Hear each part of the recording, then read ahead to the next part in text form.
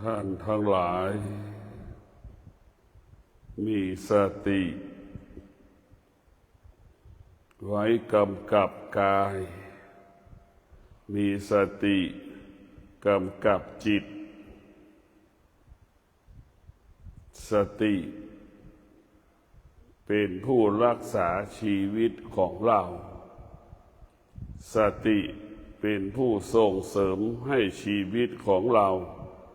ยั่งยืนและงอกงามยิ่งขึ้นไปสติเป็นสิ่งที่อยู่เหนือโลกสตินั้นเป็นสิ่งที่อยู่เหนือโลกหรือสตินั้นอยู่กับโลกได้อยู่สองประการอยู่กับโลกและก็อยู่เหนือโลกพวกเราทั้งหลายสตินั้นจะทำให้เรารู้สึกตัวอยู่ตลอดเวลา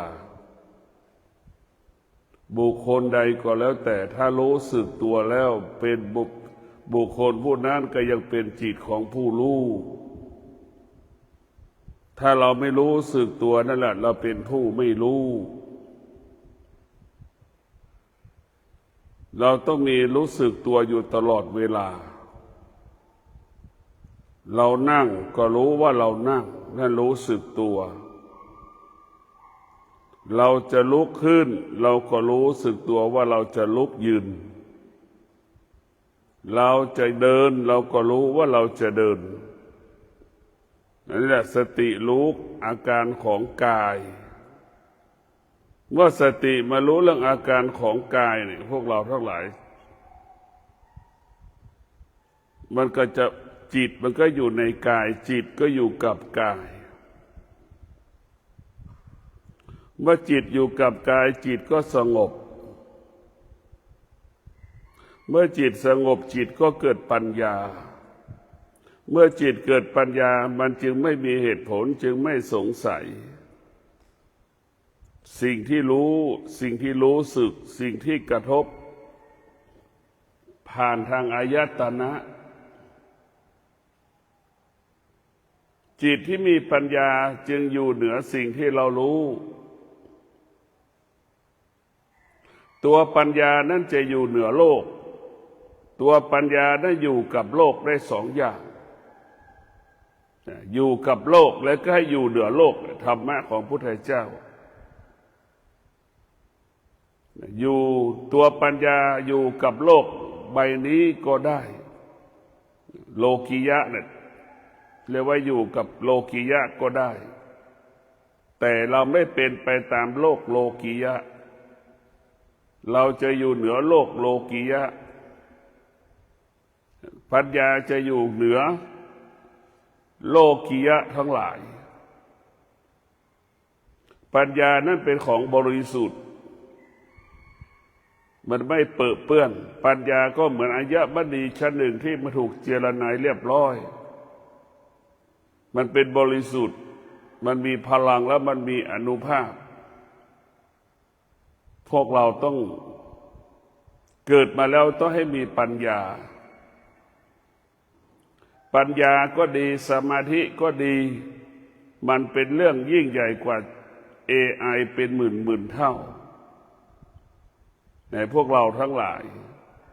ปัญญาก็ดีสมาธิก็ดีมันมีพลังและมันมีอานุภาพยิ่งกว่า AI นั้นต้องป้อนข้อมูล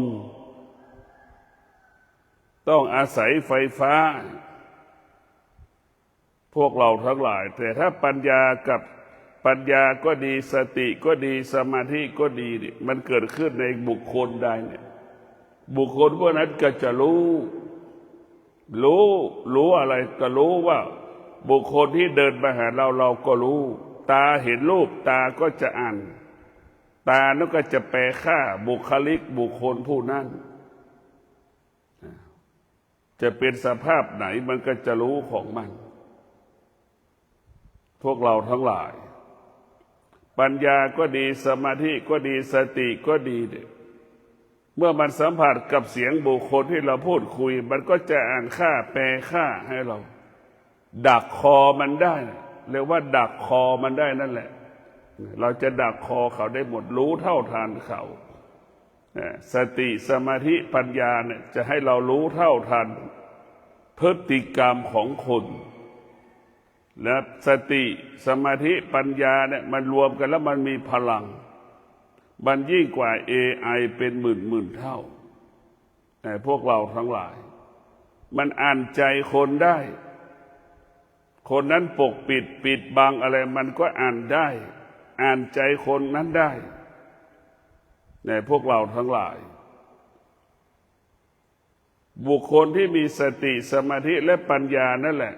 จะเป็นผู้ที่ยิ่งใหญ่ในยุคปัจจุบันนี้บุคคลที่มีสติมีสมาธิมีปัญญาสิ่งที่มีอยู่บนโลกใบนี้ไม่มีค่าไม่มีความหมายใดๆบุคคลที่มีสติมีสมาธิมีปัญญารู้เฉยๆว่าสิ่งที่มีอยู่บนโลกมีอะไรบ้างอาจจะมีอะไรก็ไม่มีค่าสิ่งจะวัตถุสิ่งของใดๆบนโลกใบนี้ไม่มีค่าไม่มีความหมายสำหรับหัวใจของผู้ที่มีสติสมาธิและปัญญาไม่มีค่า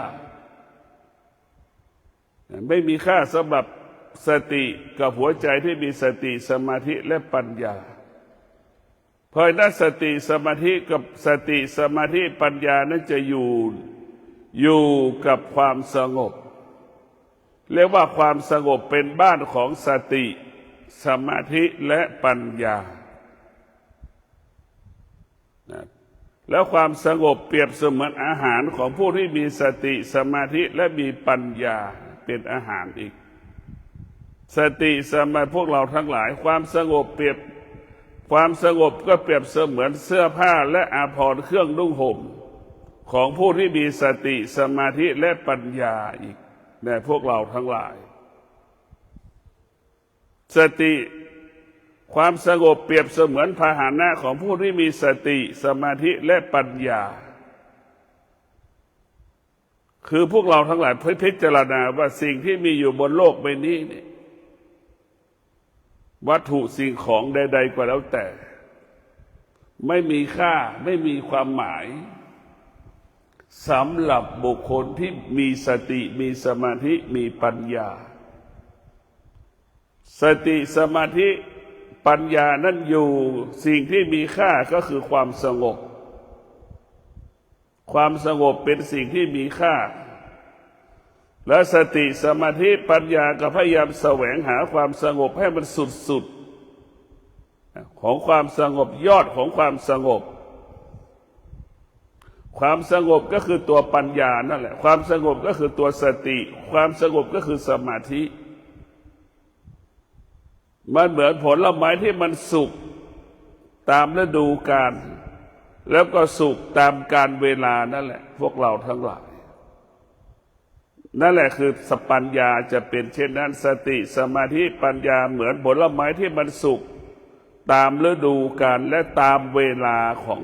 มันจะมีความงดงามและมีความหวานในพวกเราทั้งหลายสติสมาธิและปัญญาเป็นพลังที่อยู่เหนือโลกเป็นพลังที่อยู่เหนือโลก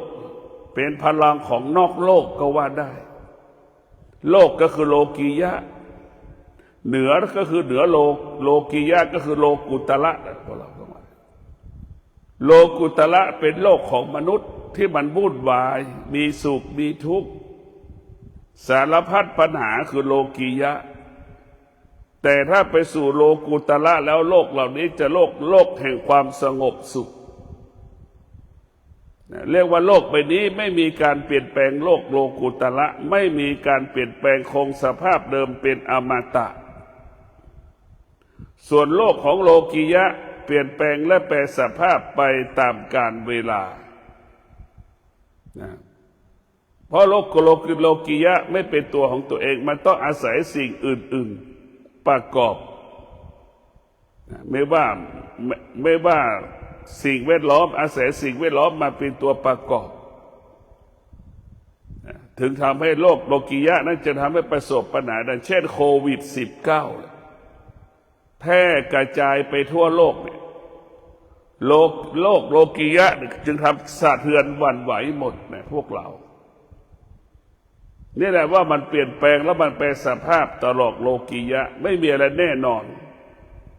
เนี่ยไม่มีคำว่าแน่นอนแปลสภาพเสมอในแปลสภาพตลอดเวลาพวกเราต้องมีสติพิจารณา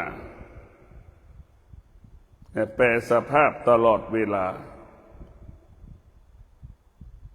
ให้พวกเราได้พิจารณาสติสมาธิและปัญญามันเป็นแก่นของต้นไม้ถ้าเป็นต้นไม้ก็เป็นแก่นมันเป็นแก่น100%พวกเราทั้งหลายมันเป็นแก่นมันแข็งสติสมาธิและปัญญานี่มันปรับตัวได้อยู่กับสถานที่ทุกสถานที่ได้ไม่ขัดแย้งกับสถานที่ไม่ขัดแย้งกับบุคคลหัวใจของคนที่มีสติมีสมาธิมีปัญญาอยู่ไหนได้หมดไม่เกิดอาการไม่สำแดงอาการจะอยู่ที่ไหนก็แล้วแต่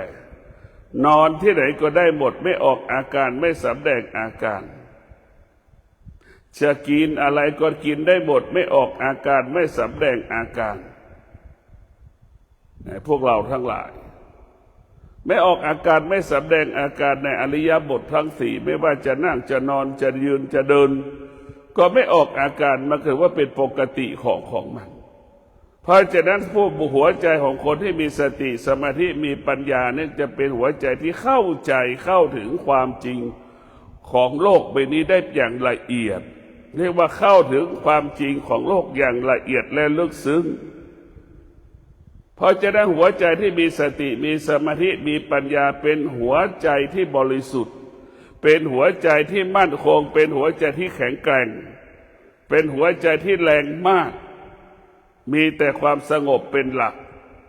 มีตัวรู้เป็นหลักในพวกเราทั้งหลายสติสมาธิมีสติสมาธิปัญญาก็เปรียบเสมือนตึกหนึ่งแท่งนั่นแหละมันจะมั่นคงแค่นั้นมันจะมั่นคงสติสมาธิปัญญาเปรียบเสมือนบ้านหนึ่งหลังที่เราสร้างมันจะมีความมั่นคงแบบนั้นแหละพวกเราทั้งหลายสติสมาธิจะเป็นผู้ควบคุมสิ่งต่างๆควบคุมสิ่งต่างๆดังเช่นตึกมีอะไรบ้างประกอบไปด้วยเหล็กกี่เส้นนั่นแหละสติสมาธิปัญญาจะต้องอาศัยหินดินทรายมาประกอบไปด้วยสิ่งต่างๆมันจะเกิดคำว่าสติสมาธิและปัญญาควบคุมสิ่งต่างๆที่มันปรากฏทางตาหูจมูกลิ้นกายใจของเราทุกวันนี้สติสมาธิปัญญาเราไม่ควบคุมตาหูจมูกลิ้นกายใจตาหูจมูกลิ้นกายใจก็อยู่ภายใต้บังคับบัญชาของสติสมาธิและปัญญาเมื่อตาหูจมูกลิ้นกายใจอยู่ภายใต้อำนาจของสติสมาธิและปัญญาแล้วสติอายตนะตาหูจมูกลิ้นกายใจก็สงบมันจะไม่ขัดขืนมันจะไม่ฝ่าฝืนใดๆทั้งสิ้นเพราะฉะนั้นสติสมาธิและปัญญาเปรียบเสมือนนายจ้างตาหูจมูกลิ้นกายใจเปรียบเสมือนลูกจ้างมันจะไม่ขัดขืนคำสั่งของนายจ้างนายจ้างให้ทำอย่างไงลูกจ้างก็จะทำตามนั้นหรือนายจ้างทำตามข้อตกลงที่นายจ้างให้ทำเราก็จะทำตามที่นายจ้างกำหนดให้เราทำเช่นเดียวกับตาหูจมูกลิ้นกายใจก็จะเป็นไปตามสติสมาธิและปัญญาได้กำกับได้กำหนดได้ควบคุมตาก็จะเป็นตาของผู้รู้ตาแล้วก็จะตาสงบหูก็เช่นเดียวหูก็หูผู้รู้หูนะหูก็สงบจมูกก็เป็นจมูกของผู้รู้จมูกแล้วก็เป็นจมูกที่สงบเมื่อตาหูเมื่อสติสมาธิปัญญาไปควบคุมตาหูจมูกลิ้นกายใจแล้วจะเกิดแต่คำว่าสงบสงบสงบจิตก็สงบกายก็สงบลิ้นก็สงบจมูกก็สงบหูก็สงบตาก็สงบสงบตลอดเวลา เมื่อความสงบปรากฏขึ้นเมื่อไหร่แล้วพวกเราทั้งหลายเราก็จะเห็นธรรมที่แท้จริงเราก็จะเห็นธรรมรู้ธรรมเห็นธรรมและอยู่เหนือธรรมดังเช่นเรารู้เรื่องอนิจจังเราก็จะอยู่เหนืออนิจจังเรารู้เรื่องทุกขังเราก็จะอยู่เหนือทุกขังเรารู้เรื่องอนัตตาเราก็อยู่เหนืออนัตตาเรารู้เรื่องเวทนาเราก็อยู่เหนือเวทนาเรารู้เรื่องอุปทานเราก็อยู่เหนืออุปทานสติสมาธิปัญญาจะอยู่เหนืออนิจจังทุกขังอนัตตาอยู่เหนือเวทนาและอุปทานสติสมาธิและปัญญานั้นกำหนดควบคุมเวทนาและอุปทานเมื่อมีสติมีสมาธิมีปัญญาแล้วเวทนาไม่สามารถจะเกิดขึ้นในจิตใจของผู้ที่มีสติมีสมาธิมีปัญญาแต่พวกเราทั้งหลายบุคคลที่มีสติมีสมาธิมีปัญญานั้นถือว่าเป็นผู้รู้เท่าทันสิ่งที่ปรากฏเกิดขึ้นทางตาหูจมูกลิ้นกายใจเป็นผู้ที่เท่าทันบุคคลที่มีสติมีสมาธิมีปัญญาเท่าทันสิ่งต่างๆที่มันกระทบผ่านทางตาหูจมูกลิ้นกายใจหรือตามันรู้สึกสารพัดความรู้สึกหูมันรู้สึกสารพัดความรู้สึกจมูกมันรู้สึกสารพัดความรู้สึกลิ้นมันรู้สึกสารพัดความรู้สึกกายกับจิตรู้สึกสารพัดความรู้สึกหัวใจที่มีสติมีสมาธิมีปัญญาก็มั่นคงในการรับรู้ไม่เอ็นเอียงไปกับการรับรู้เรียกว่ามั่นคงกับการรับรู้จะไม่ตอบสนองการรับรู้ไม่สำแดงอาการการรับรู้สงบรู้เรียกว่าสงบรู้กับสิ่งที่เรารู้คนส่วนมากเข้าใจว่าความสงบคือเป็นสิ่งที่ไม่ดีหัวใจของการปฏิบัติธรรมในพวกเราทั้งหลายถ้าไม่มีความสงบเราจะมีปัญญาได้ยังไงความสงบก็เปรียบเสมือนอาหารของสติเป็นอาหารของสมาธิเป็นอาหารของปัญญานั่นแหละถ้าไม่มีความสงบสติสมาธิปัญญามันจะไม่เกิดมันจะไม่มีในดวงจิตของเราพวกเราทั้งหลายเขาว่าสงบรู้เนี่ยมันรู้ด้วยวิชาและปัญญา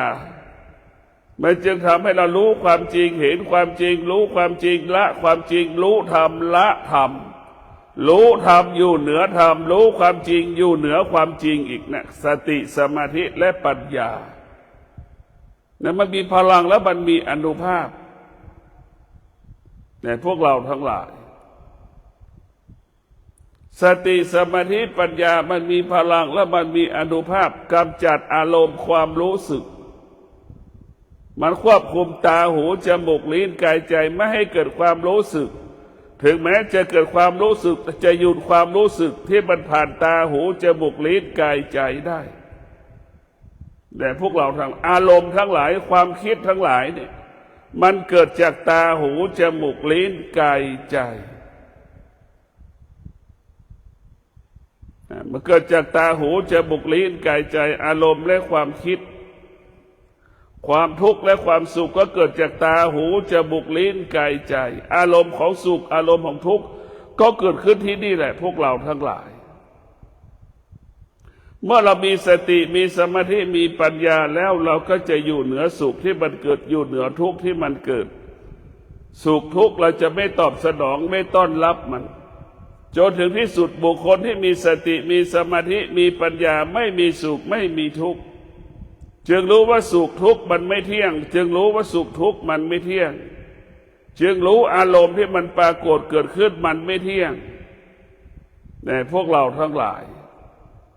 อารมณ์ทั้งหลายนั่นแหละอารมณ์ของโลกียะคืออารมณ์ของกิเลส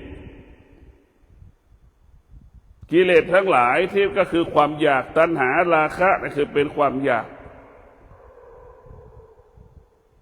เราจะต้องกำจัดความอยากให้ได้เราจะต้องแก้ไขความอยากให้ได้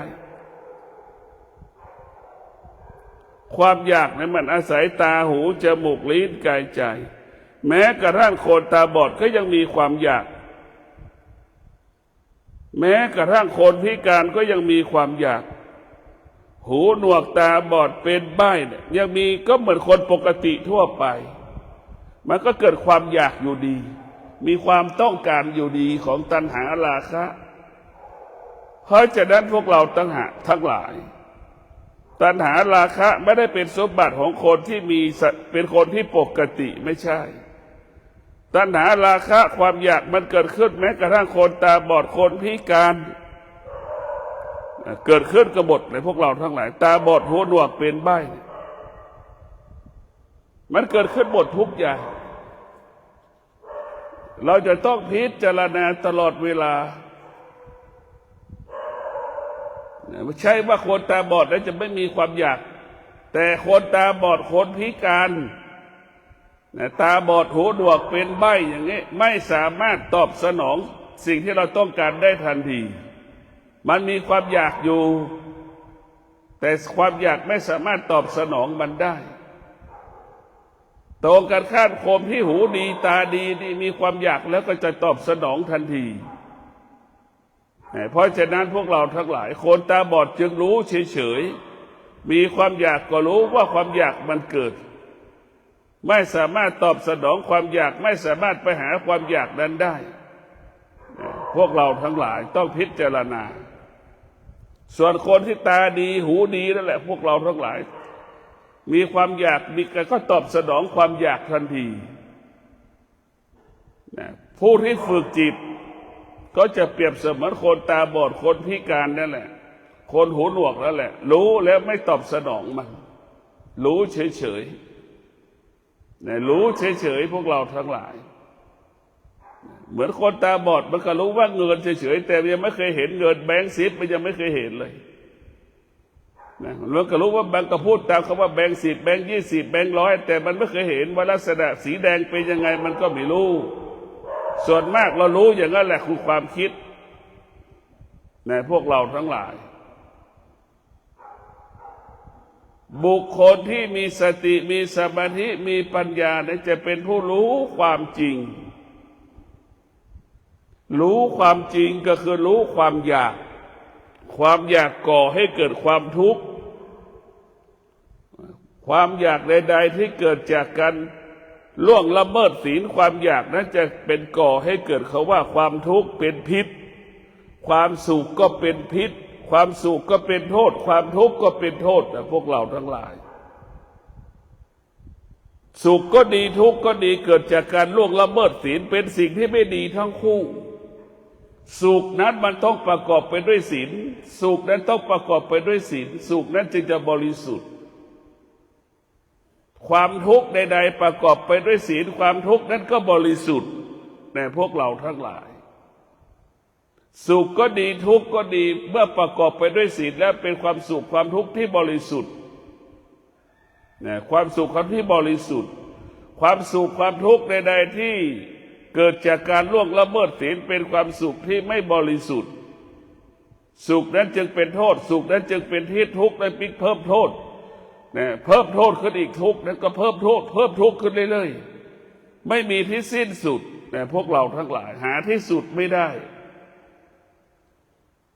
เราต้องก็เอาพวกเราทั้งหลายสติสมาธิปัญญามันเป็นพลังเหมือนรถ10 ล้อพวกเราทั้งหลายเหมือนเครื่องบินกลางอากาศมีกำลังแบบนั้นแหละมีพลังแบบนั้นแหละพวกเราทั้งหลายบุคคลใดก็แล้วแต่เมื่อมีสติมีสมาธิมีปัญญาเนี่ยหยุดยั้งยับยั้งความอยากได้หยุดยั้งยับยั้งความรู้สึกได้หยุดยั้งยับยั้งความคิดได้แล้วก็รู้ความอยากไม่มีค่าความอยากไม่มีค่า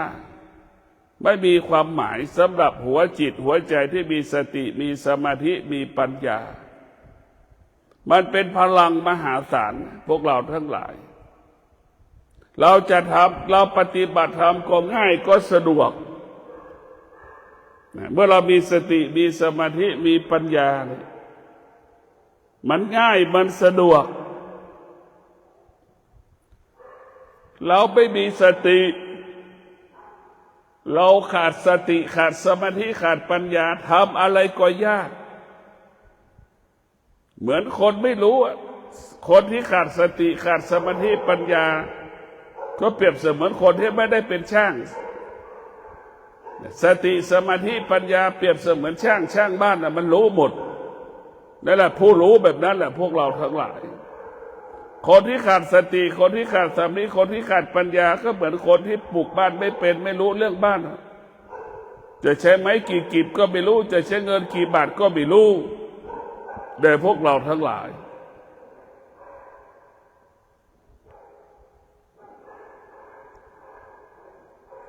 แล้วมีสติมีสมาธิมีปัญญาคิดสิ่งใดก็ง่ายคิดสิ่งใดก็สะดวกสติสมาธิปัญญาเนี่ยมันจะอยู่ในมรรคแปดทุกอย่างเนี่ยพวกเราทั้งหลายมันจะชอบได้ทั้ง8ข้อนะคำว่าชอบต้องประกอบไปด้วยสติสมาธิและปัญญามันจะเกิดคำว่าชอบบริสุทธิ์มันจะเกิดคำว่าชอบหมดจดผ่องใสเนี่ยพวกเราทั้งหลายมันจะเกิดคำว่าสะอาดบริสุทธิ์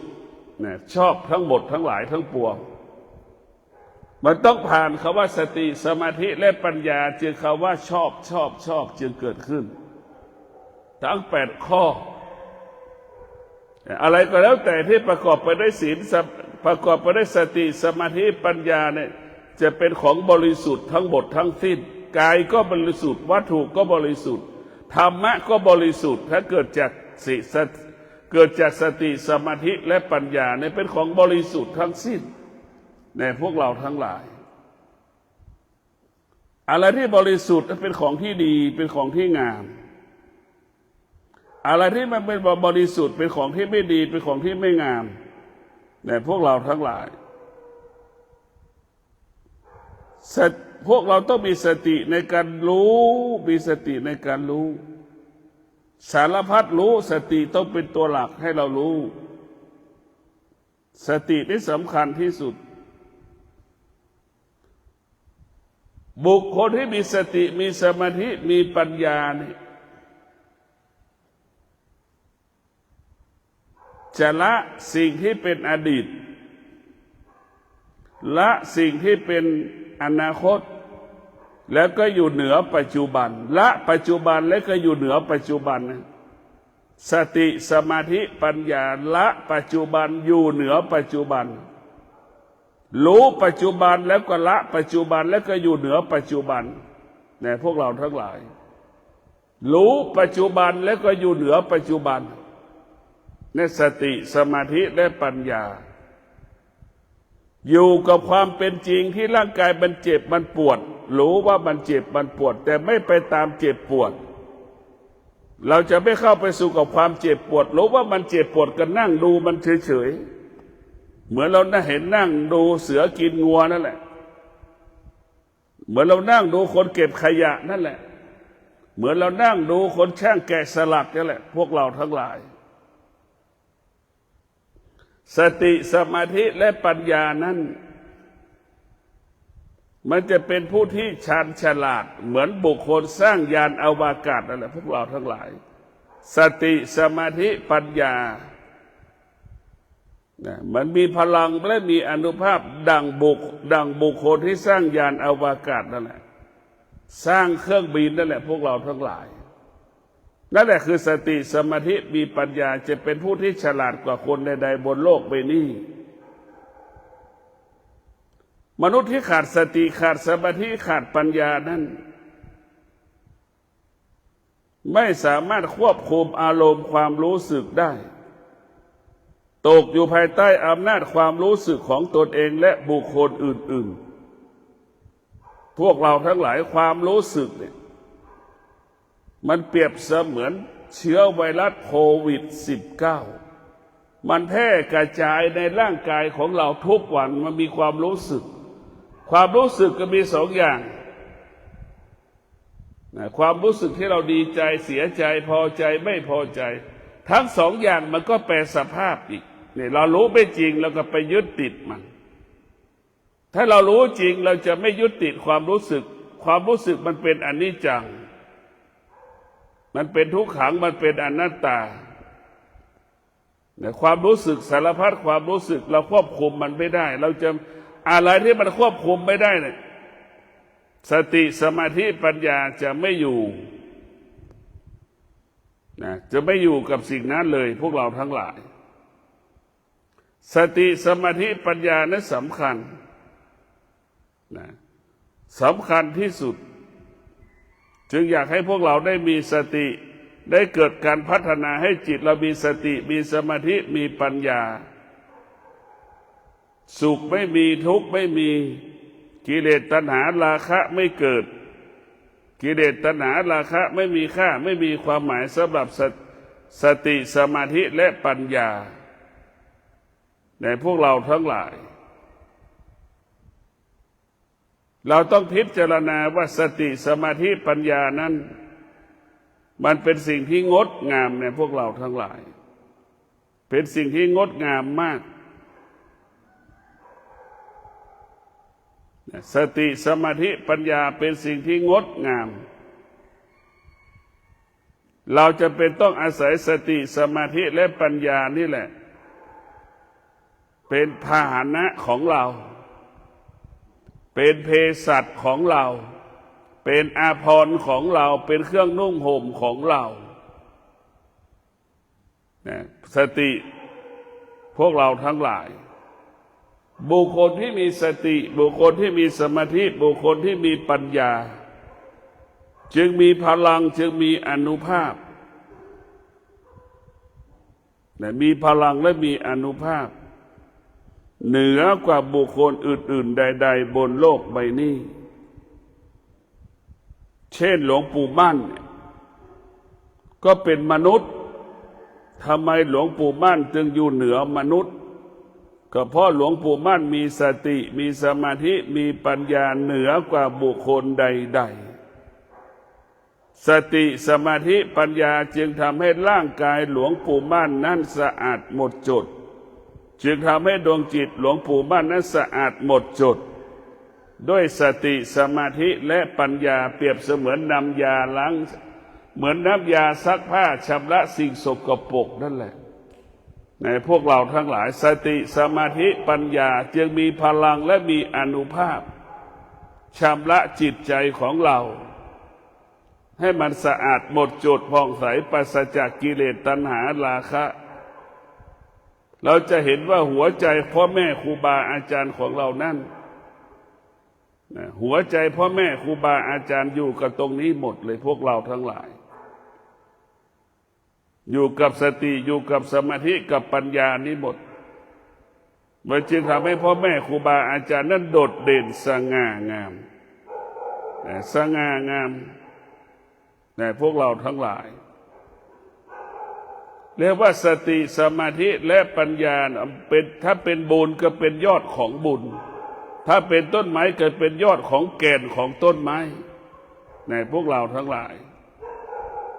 เราต้องมีสติในการดำเนินชีวิตนะเราต้องมีสติเรียกว่าสติสมาธิปัญญาเนี่ย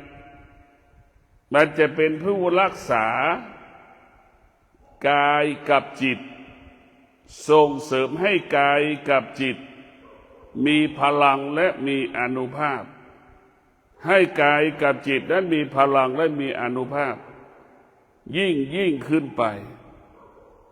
พวกเราทั้งหลายเมื่อกายกับจิตมีพลังและมีอานุภาพกายกับจิตก็มั่นคงอยู่เหนือสิ่งที่สัมผัสรู้สึกอยู่เหนือสิ่งที่กระทบในพวกเราทั้งหลายสภาวะจิตของมนุษย์นั้นมันไม่ได้รับการฝึกฝนส่วนมากในพวกเรามันไม่ได้รับการฝึกฝนไม่ได้รับการอบรมไม่ได้รับการฝึกฝนไม่ได้รับการอบรม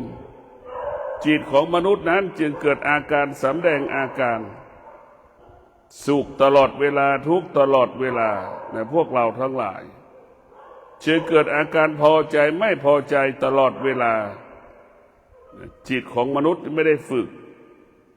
จิตมนุษย์ที่ได้รับการฝึกฝนอบรมนั้นพวกเราทั้งหลายเป็นจิตที่ฝึกจะไม่สะเทือนจะไม่หวั่นไหวใดๆทั้งสิ้นจิตที่ฝึกฝนแล้วจะไม่สะเทือนจะไม่หวั่นไหวจิตนั้นจะเป็นจิตของผู้รู้เมื่อจิตของผู้รู้เกิดขึ้นแล้วพวกเรารู้ก็สงบจึงเกิดคำว่าสงบรู้จึงเกิดคำว่าสงบรู้จึงเกิดคำว่าสงบรู้ตลอดกาลเวลาแต่พวกเราทั้งหลายที่มีสติมีสมาธิมีปัญญามีสติมีสมาธิมีปัญญาแล้วมันจะเป็นเรียกว่าเป็นเรือลำใหญ่ๆนั่นแหละเราจะข้ามวัฏฏะสงสารเราจะข้ามน้ำทะเลได้เลยเหมือนเรือที่ข้ามมหาสมุทรนั่นแหละพวกเราทั้งหลายสติสมาธิและปัญญาเหมือนเรือข้ามมหาสมุทรเปรียบเสมือนเครื่องบินแต่ไม่ข้ามมหาสมุทรต่างๆของโลกใบนี้แต่พวกเราทั้งหลายจิตของเรามันต้องการความสงบจิตของเรามันปรารถนาหาความสงบมันจึงอยากให้ความสงบเกิดขึ้นที่จิตของเรา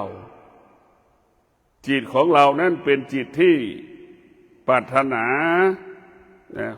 ความสงบสุขตลอดกาลเวลาเกิดมาชาตินี้เราสมควรที่จะต้อง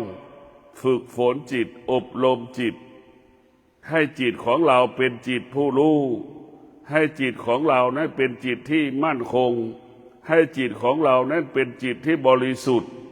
จิตของเราจึงจะเป็นจิตของผู้รู้จึงขอฝากให้ท่านทั้งหลายมีสติมีสมาธิมีปัญญาน้อมนำเอาศีลสมาธิปัญญาไปกำกับไปกำหนดไปควบคุมการดำเนินชีวิตของเราการประกอบอาชีพของเราจึงเกิดคำว่าสำเร็จการปฏิบัติของเราก็จะเกิดคำว่าสำเร็จคิดสิ่งใดก็สำเร็จทำการใดๆก็สำเร็จพวกเราทั้งหลายสติสมาธิและปัญญามีพลังและมีอานุภาพให้เราพ้นจากความทุกข์ทั้งปวงได้พ้นจากวัฏฏะสงสารชาตินี้ได้เรียกว่าสติสมาธิปัญญาเป็นเครื่องดับทุกข์เป็นเครื่องดับความสุขเป็นเครื่องดับความโลภความโกรธความหลงดับสารพัดดับที่มันเป็นอธรรมที่มันเป็นอกุศลให้หมดสิ้นไปจากกายจากจิตของเราขอเจริญพร